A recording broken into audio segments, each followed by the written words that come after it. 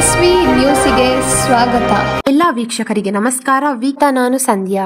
ಮಣಿಪಾಲ್ ಬಳಿಯ ಕೋಡಂಗೆಯಲ್ಲಿ ಶಾಲಾ ಬಸ್ ಕಂದಕಕ್ಕೆ ಉರುಳಿ ಬಿದ್ದು ಓರ್ವ ವಿದ್ಯಾರ್ಥಿ ಗಂಭೀರವಾಗಿ ಗಾಯಗೊಂಡಿದ್ದಾನೆ ಎಂದು ವರದಿಯಾಗಿದೆ. ಮಣಿಪಾಲದ ಖಾಸಗಿ ಶಾಲೆಗೆ ಸೇರಿದ ಬಸ್ ಮಕ್ಕಳನ್ನು ಕರೆದುಕೊಂಡು ಬಸ್ ತೆರಳುತ್ತಿತ್ತು ಎಂದು ಹೇಳಲಾಗುತ್ತಿದ್ದು, ಈ ವೇಳೆ ಚಾಲಕನ ನಿಯಂತ್ರಣ ತಪ್ಪಿ ರಸ್ತೆ ಬದಿಯ ಕಂದಕಕ್ಕೆ ಉರುಳಿ ಬಿದ್ದಿದೆ. ಬಸ್ನಲ್ಲಿದ್ದ 7 ಮಕ್ಕಳಿಗೆ ಸಣ್ಣ ಪುಟ್ಟ ಗಾಯಗಳಾಗಿದ್ದು, ಓರ್ವ ವಿದ್ಯಾರ್ಥಿಗೆ ತಲೆಗೆ ತೀವ್ರ ಪೆಟ್ಟಾಗಿದೆ ಎಂದು ವರದಿಗಳು ತಿಳಿಸಿವೆ.